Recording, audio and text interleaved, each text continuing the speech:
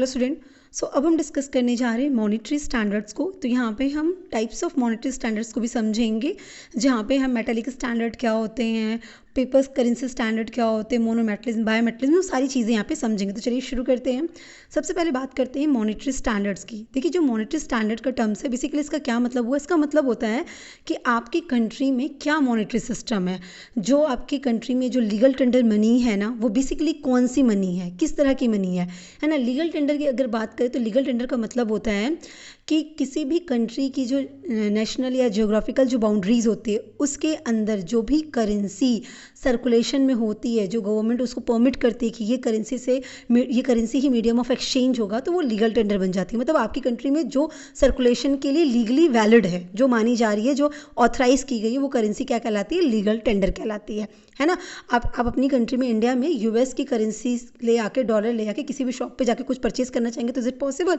नहीं, क्योंकि यूएस की जो डॉलर है वो हमारी कंट्री में सर्कुलेशन के लिए नहीं है, वो मीडियम ऑफ एक्सचेंज नहीं है कि हम कोई भी सामान शॉप पे जा रहे हैं, कोई ड्रेस खरीदना है, कुछ भी परचेज करना है, तो हम वो डॉलर दे के परचेज कर लेंगे और शॉपकीपर मान जाएगा। नहीं, नॉट पॉसिबल, क्योंकि हमारे यहाँ क्या चलता है? रुपया चलता है, ना कि डॉलर। तो हमारी लीगल टेंडर मनी क्या हो गई? रुपया हो गई, ना कि डॉलर, है ना। तो वही चीज़ हो गई। तो ये मॉनेटरी स्टैंडर्ड क्या बताता है कि आपकी कंट्री की वो लीगल टेंडर मनी कौन सी है ना। ये बताता है उस फ्रेमवर्क को जो ये डिटरमाइन कर पाती है कि जो भी करेंसी आपकी लीगल टेंडर है, उसकी वैल्यू क्या डिटरमाइन की जाएगी, वैल्यू क्या होगी, उसकी सप्लाई किस तरह से रेगुलेट होती है। तो ये बेसिकली ना एक सेट ऑफ अरेंजमेंट्स है। कैसा अरेंजमेंट? मॉनेटरी अरेंजमेंट्स, जो गवर्न करता है कि मनी की सप्लाई किस तरीके से की जाएगी, है ना। मनी की सप्लाई जो हो रही है वो किस फॉर्म में हो रही है, उसकी वैल्यू कैसी है, उसका एक्सचेंज कैसे डिसाइड होगा, वो सब चीज़ें जो बताता है, that is your monetary standard. Clear है? अब हम इसके बारे में बात करेंगे, इसके टाइप्स के बारे में, कि टाइप्स ऑफ मॉनेटरी स्टैंडर्ड क्या होते हैं। देखिए, आप इसको अगर एग्जाम में आता तो आप इसको चार्ट बना के तैयार कर सकते हैं, ठीक है। तो बेसिकली ना, जब टाइप्स की बात करते हैं तो दो तरीके के ही होते हैं। एक हमारा होता है मेटेलिक स्टैंडर्ड, दूसरा हमारा होता है पेपर स्टैंडर्ड, या इसको हम पेपर करेंसी स्टैंडर्ड या मैनेज्ड करेंसी स्टैंडर्ड बोलते हैं। तो एक तो मेटेलिक हो गया और दूसरा पेपर हो गया। दो ही टाइप होते हैं मॉनेटरी स्टैंडर्ड के। मतलब किसी भी कंट्री में जो लीगल टेंडर मनी है, जो मनी सर्कुलेशन में है, जो मनी रेगुलेट हो रही है, जिसकी वैल्यू डिटरमाइन हो रही है, वो या तो मेटेलिक टाइप में होगी या फिर पेपर टाइप में होगी। Is it clear? इसका मतलब ये हो गया। अब जो मेटेलिक स्टैंडर्ड होते हैं ना, वो बेसिकली चार तरीके के होते थे। एक हमारा मोनोमेटलिज्म होता था, जिसे हम सिंगल स्टैंडर्ड भी कहते थे। इसमें दो आते थे, एक गोल्ड स्टैंडर्ड, दूसरा सिल्वर स्टैंडर्ड। दूसरा हमारा आता था बायोमेटलिज्म, मतलब कि डबल स्टैंडर्ड की बात करते हैं इसमें। ये बायोमेटलिज्म में भी दो तरीके के मेन होते हैं, एक लिंपिंग बायोमेटलिज्म, दूसरा पैरेलल बायोमेटलिज्म।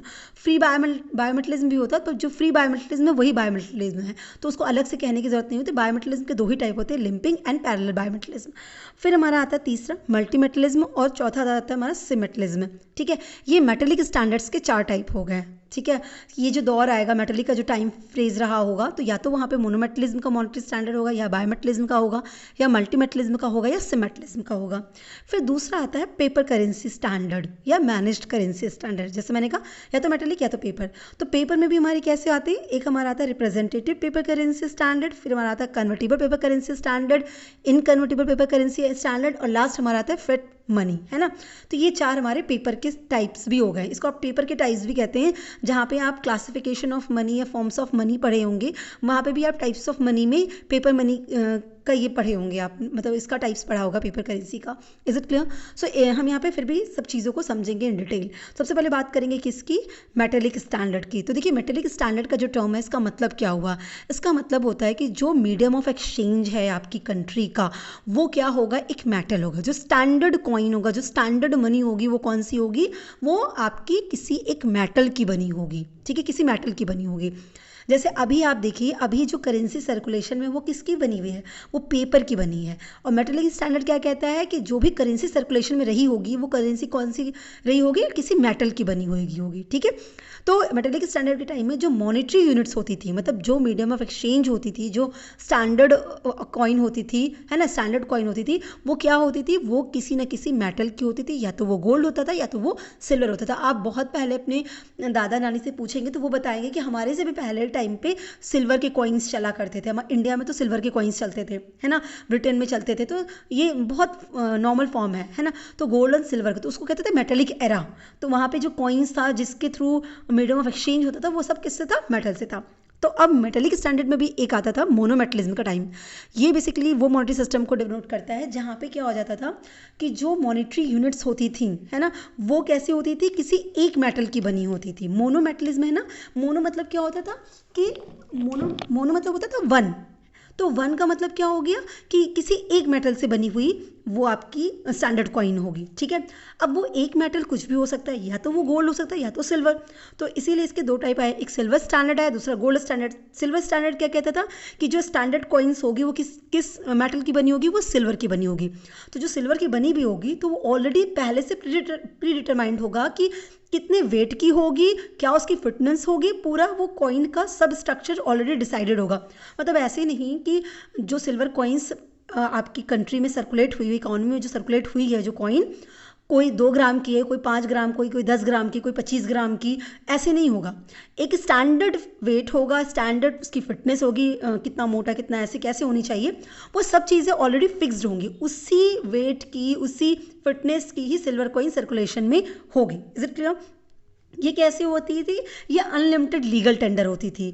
आपने पढ़ा होगा तो आपको पता होगा कि लीगल टेंडर भी लिमिटेड होता है, अनलिमिटेड होता है।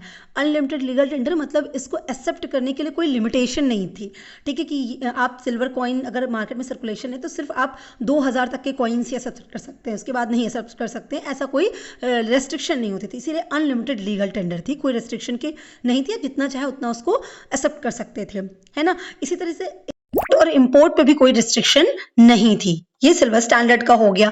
नेक्स्ट हमारा जो था मोनोमेटलिज्म पे, वो गोल्ड स्टैंडर्ड का फ्रेम था। गोल्ड स्टैंडर्ड सबसे पॉपुलर मोनोमेटलिक स्टैंडर्ड का टाइम फ्रेम था। यहाँ पे जो मॉनेटरी यूनिट थी वो एक्सप्रेस कर जाती थी किस टर्म्स में? गोल्ड में। मतलब किस मेटल का वो बना हुआ कॉइन होता था? गोल्ड का बना होता था। बट ऑब्वियसली बात है इसमें भी fix weight, fitness already decided होते थे।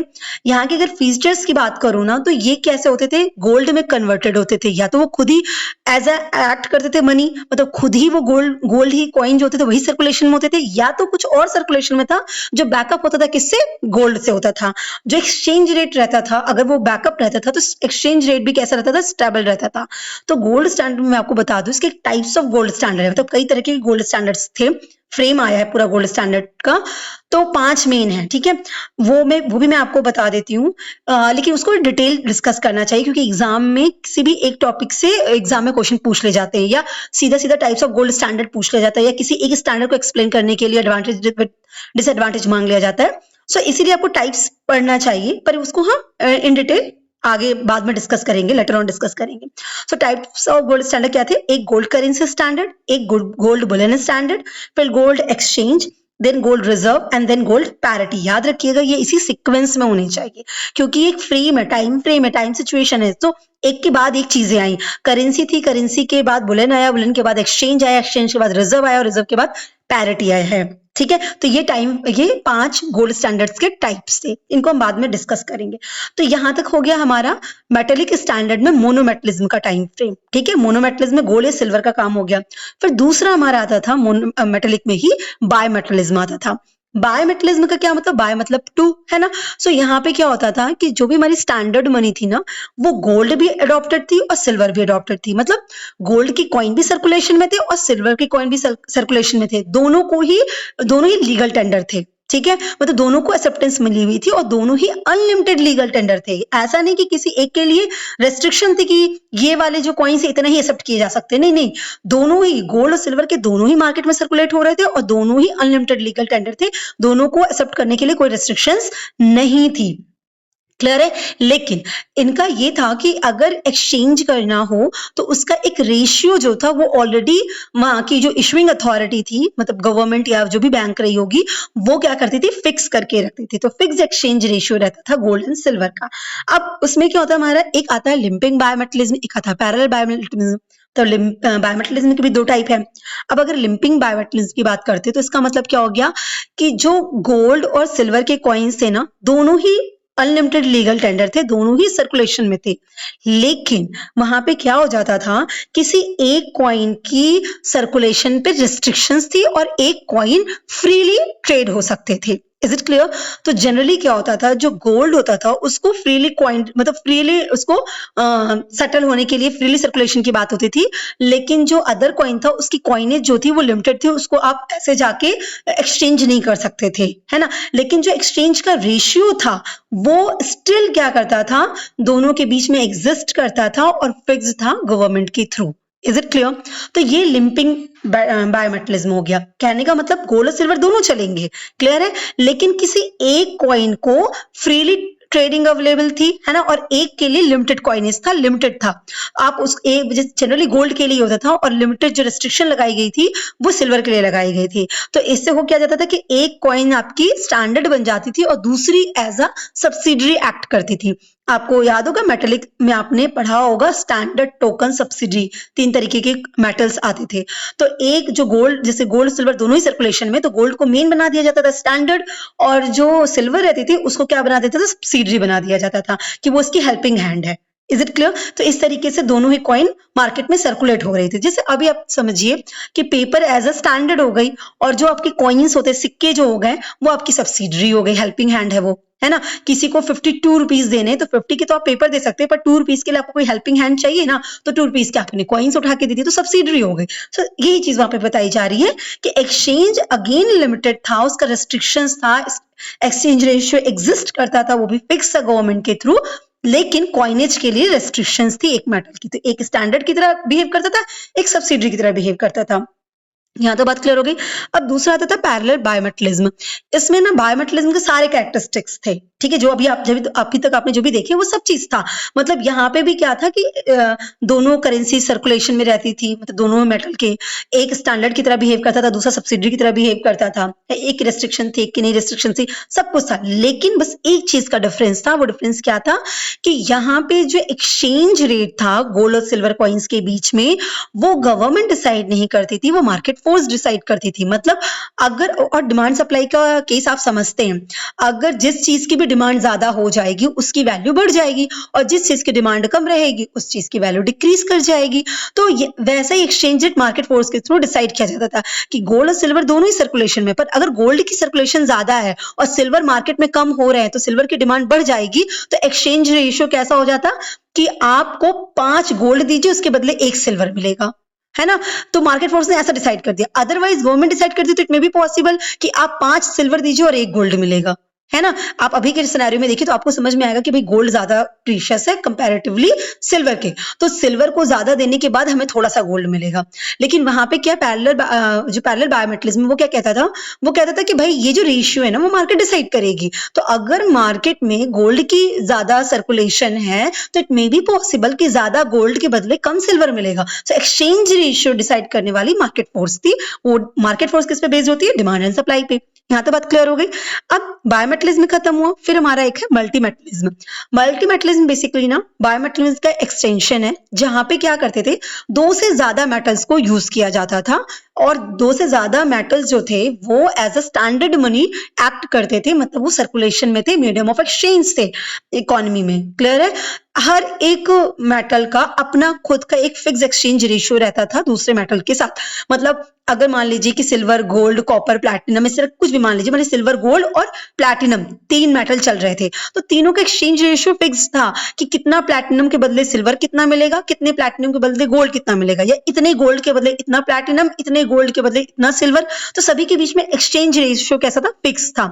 इस तरह का जो मल्टीमेटलिज्म का समय था वो ऐसा क्यों था, क्योंकि इसमें ये कहा गया कि ज्यादा अगर मेटेलिक बेस रहेगा, तो सिर्फ एक या किसी 2 मेटल पे अगर हम बेस्ड हो जाएंगे तो कहीं ना कहीं इलास्टिसिटी में प्रॉब्लम आती है ना।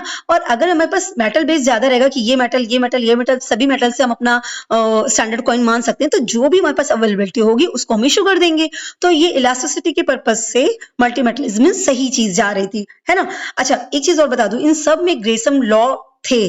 ग्रेसम लॉ अगर किसी ने पढ़ा हो तो उसको आइडिया हो, ग्रेसम लॉ का, थॉमस ग्रेशम, इनका एक ही चीज था कि वो कहते थे कि जो बुरी मनी होती थी, जो बैड मनी है ना, वो अच्छी मनी को सर्कुलेशन से बाहर कर देती है। अब बैड मनी और अच्छी मनी क्या होती है, बैड मनी क्या होती है कि जिसकी इंट्रिंसिक वैल्यू कम होती है, फेस वैल्यू ज्यादा होती है, ठीक है। जैसे आज के पेपर के नोट्स में अगर 500 का नोट है, मान लीजिए फॉर एग्जांपल 500 का नोट है, तो 500 लिखा गया, पर 500 का पेपर देखिए तो उसकी वैल्यू कुछ है, लेकिन इंट्रिंसिक वैल्यू सी कुछ भी नहीं, उस पेपर है, वो कागज है, लेकिन फेस वैल्यू अगर देखा जाए तो वो 500 के हैं, है ना। तो वो चीज क्या हो गई, वो एक बैड मनी। वहीं पे गोल्ड और सिल्वर के कॉइन हो तो भाई गोल्ड तो अपना कैसा हो गया, वो गुड मनी हो गया। इसी तरह गोल्ड सिल्वर में भी हो गया, एक अच्छा मनी हो गया, एक दूसरा खराब मनी हो गया। तो उनका कहना था कि खराब मनी अच्छी मनी को बाहर कर देती है। अपने पास ही देखिए अच्छी नोट आ जाए और खराब नोट आ जाए, मतलब एक टूटी फूटी, मतलब थोड़ी सी लूज टाइप की नोट आ जाए और एक बहुत अच्छी फ्रेश नोट आ जाए, आप क्या करेंगे, फ्रेश नोट के पास रखेंगे और कुछ भी खरीदने जाएंगे तो जो लूज नोट होगी, जो फटी नोट होगी, वही आप देना चाहेंगे। तो सर्कुलेशन में कौन सी रहेगी, वही नोट रहेगी, और जो अच्छी नोट थी वो क्या हो जाएगी, आपके घर में पड़ी रह जाएगी। सो ये ग्रेसम के लॉस थे। तो इन सभी में ग्रेसम लॉस के इश्यूज थे, मतलब बैड मनी जो गुड मनी थे उसको बाहर कर देती थी, ये सब में था, ये चीज याद रखिएगा। ठीक है, यहाँ तक बात क्लियर हो गई। उसके बाद हम बात करेंगे सिमेट्रिज्म की। सिमेट्रिज्म में क्या हो गया, सिमेट्रिज्म मतलब यहाँ पे क्या करते थे, इन्होंने क्या किया कि भाई अलग अलग नहीं, कि गोल्ड अलग सिल्वर अलग या कोई मेटल अलग या ऐसे नहीं, इन्होंने एलॉय बनाया। ठीक है, एलॉय दो या दो से अधिक मेटल्स का एलॉय किया, मतलब एक ही कॉइन बना रहे, एक कॉइन में उन्होंने मिक्सचर तैयार कर लिया कि एक कॉइन अगर बनाना है, मान लीजिए कि 100 का बनाना है, तो हम 25 रखेंगे गोल्ड, 25 रखेंगे सिल्वर, और मान लीजिए 50 रखेंगे प्लैटिनम, या हम सिर्फ गोल्ड और सिल्वर का बना रहे हैं तो 50 गोल्ड 50 सिल्वर, सबको मिक्स करके मैंने एक कॉइन बनाया। तो इस तरीके से ये सिमेट्रिज्म था। अब सिमेट्रिज्म वो था जिसने ग्रेसम लॉ के जो रूल थे उसको खत्म करने की कोशिश की, कि भाई बैड मनी और गुड मनी वाला कॉन्सेप्ट ही खत्म, हमारे पास एक ही है ना, वही है सिंपली। तो उसमें वो आपका वही चलेगा, क्योंकि वो एलॉय से बना है, मिक्सचर से बना है, कोई अलग अलग गोल्ड और सिल्वर के कॉइन्स नहीं है, प्लेटिनम का अलग से कॉइन नहीं है, एक ही कॉइन है जिसमें मिक्सचर है चीजों का। ठीक है, अपने भी कॉइन क्या है, एलॉय है, याद रखिएगा, हमारे यहाँ पे जो कॉइन्स चल रहे हैं वो एलॉय ही है, मिक्सचर से कुछ मेटल्स का। यहाँ तक बात क्लियर हो गई। सो इस तरीके से हमने मेटेलिक स्टैंडर्ड्स पढ़ लिया। ठीक, दो ही तो थे मॉनेटरी स्टैंडर्ड के, मेटेलिक और दूसरा क्या, पेपर करेंसी। तो अब हम बात करेंगे किसकी, दूसरे वाले की, पेपर करेंसी स्टैंडर्ड की। पेपर करेंसी स्टैंडर्ड का मतलब क्या हो गया कि यहाँ पे जो मॉनेटरी यूनिट यूज की जाने वाली है वो किसकी बनी हुई है, पेपर की बनी हुई है, इसलिए इसको पेपर करेंसी कहेंगे। मतलब medium of exchange standard money जो है वो क्या है, एक पेपर है। ठीक है, फॉर्म ऑफ पेपर है। सो ये पेपर नोट होता है जिसको सेंट्रल बैंक या गवर्नमेंट इशू करती है, और उस पर ये मेंशन होता है कि आपको इतना रुपया पे करने का प्रॉमिस करते हैं। अगर आप कोई भी नोट उठा के देख लीजिए, आपके पास होगा, उसमें ये लिखा रहता है कि आई प्रॉमिस टू पे समथिंग, एंड है ना, मतलब मैं धारक को इतना पैसा अदा करने का वादा करता हूँ, इस टाइप का, है ना, ये चीज मेंशन होती है। तो यही है वो नोट, बेसिकली यही कहता है कि जितना भी उसमें मेंशन है, क्योंकि वो मीडियम ऑफ एक्सचेंज देने के लिए बनाई गई है। तो आप कुछ खरीदें तो किसी को कुछ देंगे, तो हम ये प्रॉमिस कर रहे हैं कि हम आपको इतना रुपया देंगे, तो हम वो पैसा आपको वापस दे दिए। तो ये चीज है, तो ये दैट इज पेपर करेंसी। अब पेपर करेंसी भी 4 तरीके की होती है, जैसा हमने आपको बताया। तो पहला हमारा आएगा representative paper money. Representative paper money का क्या मतलब हुआ, ये पूरी तरीके से मेटेलिक रिजर्व से बैकअप होती है, मतलब या तो इसके पीछे गोल्ड होगा या तो सिल्वर होगा, और जब चाहे जिसने भी इसको होल्ड कर रखा उस पेपर मनी को, वो उसको रिडीम करा सकता है, उसको एक्सचेंज करके वो गोल्ड सिल्वर ले सकता है। Is it clear? सो ये जो रिप्रेजेंटेटिव पेपर मनी होती है, फुल बॉडीड मनी होती है। फुल बॉडीड मनी का मतलब क्या हो गया कि इनकी जो वैल्यू होती है, मतलब जो मनी की वैल्यू होती है वो ज्यादा होती है, कमोडिटी की वैल्यू जो होती है कम होती है, क्योंकि ये पेपर की बनी है, तो कमोडिटी मतलब ये पेपर। ठीक है, इसकी जो वैल्यू है, इसकी खुद की इंट्रिंसिक वैल्यू आप समझिए, ये कुछ भी नहीं, इंट्रिंसिक वैल्यू कुछ भी नहीं, पेपर है। लेकिन जो इसके पीछे की वैल्यू है, इसमें जो वर्थ है ना, जो फेस वैल्यू है वो ज्यादा है, तो ये मनी वैल्यू। तो इस चीज की बात की जा रही है कि मनी वैल्यू इसमें ज्यादा होती है कमोडिटी वैल्यू से। Is it clear? तो ये बैकअप में है ना, खुद की तो कुछ वैल्यू नहीं है, लेकिन बैकअप में ज्यादा वैल्यू है, तो बैकअप में वैल्यू है इसलिए इसकी वैल्यू बन जाती है। तो हमारे यहाँ पे अगर बात करें इंडिया में, तो 1925 में हिल्टन यंग कमीशन ने इस तरह के पेपर मनी को इंडिया में यूज करने के लिए रिकमेंडेशन दी थी कि हमारे यहाँ रिप्रेजेंटेटिव पेपर मनी होना चाहिए। तो जितने पेपर मनी आप इशू करिए उसके पीछे 100% का बैकअप होना चाहिए गोल्ड या सिल्वर का। Is it clear? सो ये चीज हमारी रिप्रेजेंटेटिव पेपर मनी होती है। दूसरी हमारी आती है convertible paper money. Convertible paper money क्या कहती है, ये पेपर करेंसीज में क्या होता है कि आप उसको कन्वर्ट कर सकते हैं। ठीक है, मतलब गोल्ड या सिल्वर के बने कॉइन्स में आप इसे कन्वर्ट कर सकते हैं at any point of time. जब भी होल्डर चाहे वो बोले कि मुझे मेरा पेपर नोट कन्वर्ट करना है, तो उसको मिंटिंग की मिल जाएगी, पॉसिबिलिटीज रहती है। Is it clear? सो यहाँ पे एक चीज इंपॉर्टेंट है, यहाँ पे 100% का बैकअप नहीं रहता है, याद रखिएगा। जैसे रिप्रेजेंटेटिव क्या है, रिप्रेजेंट कर रही है, 100% का बैकअप होना कंपलसरी है, पर कन्वर्टेबल में हम आपको कन्वर्जन का ऑप्शन तो दे रहे हैं, आप रिडीम कर सकते हैं, लेकिन 100% बैकअप है हर पेपर मनी के पीछे, ऐसी बात नहीं होती है। पेपर करेंसी की यही चीज है कि उसकी इंट्रिंसिक वैल्यू बिल्कुल कम होती है, ठीक है, इंट्रिंसिक वैल्यू कुछ होती ही नहीं है। यहाँ तो बात क्लियर हो गई। सो इसमें 100% बैकअप नहीं होता है और सिर्फ ये सर्कुलेशन में रहती है, मतलब आप सर्कुलेशन में है, अगर आपको चाहिए आप कन्वर्ट करने के लिए बोलेंगे, कन्वर्जन हो जाएगा।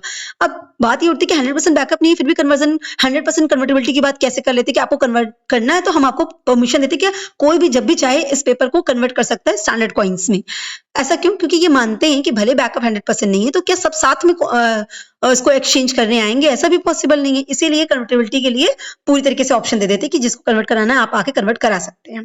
दूसरा आता है इनकन्वर्टेबल पेपर मनी। ये वो करेंसी नोट्स या पेपर मनी होते हैं जिसको हम कन्वर्ट नहीं करा सकते हैं, ठीक है। मतलब ये क्या होता है, फुल बॉडीड मनी नहीं होता, इसके पीछे बैकअप नहीं होता है, ठीक है। जैसे कि 1 रुपए का नोट है ना, वो कैसा है, वो इनकन्वर्टेबल पेपर मनी, अपने इंडियन 1 रुपीज की मैं बात कर रही हूँ, तो वो एक इनकन्वर्टेबल पेपर मनी है, ठीक है। इसके पीछे कोई बैकअप नहीं है, आप इसको कन्वर्ट नहीं करा सकते, मिंटिंग नहीं कर सकते हैं। फेड पेपर मनी की बात करती हूँ। फेड पेपर मनी क्या होता है, ये इसके पीछे कोई टाइप का रिजर्व नहीं रहता है, ये इसलिए एक्सेप्ट हो रहा है क्योंकि हमारी जो इशुइंग अथॉरिटी है ना, उसने बोल दिया कि ये लीगल टेंडर है, इसके पीछे बैकअप मतलब कुछ भी नहीं है। ये एक इमरजेंसी टाइप की सिचुएशन में इशू किए गए नोट्स होते हैं जिसको बिना विदाउट एनी बैकअप इशू किया जाता है और उससे लीगल टेंडर मान लिया जाता है, क्योंकि हमारी इशुइंग अथॉरिटी ने इसे लीगल टेंडर बोल दिया है कि आज से ये भी सर्कुलेशन के लिए मानी जा रही है। Is it clear? That is fiat paper money. Fiat paper money के लिए बस इतना याद रखिए कि नो बैकअप है ना, ये इसके पीछे कोई रिजर्व नहीं है, इसीलिए फेड है ना, ये चीज है इसकी, मतलब इसकी इंट्रिंसिक वैल्यू बिल्कुल भी निल है। यहाँ तक बात समझ में आ गई? सो आई होप आपको क्लियर हुआ होगा कि ये सारे टाइप्स क्या हैं। Wish you all the best, thank you so much.